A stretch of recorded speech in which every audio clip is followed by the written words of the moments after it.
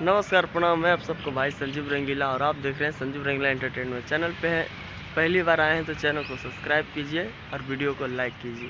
आज बहुत ही प्यारा खेसारी भैया का गाना आया है, तो आप लोग जा कर के सुनिए। गाना इस तरह से है।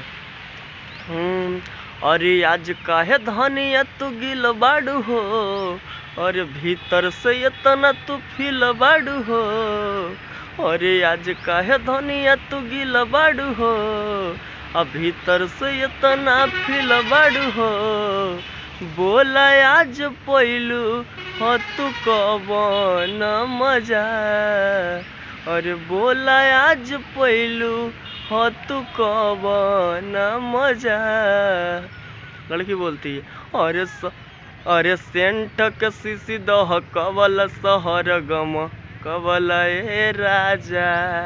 अरे हमरो मियाज दह कवल सहर गम कवल ए राजा।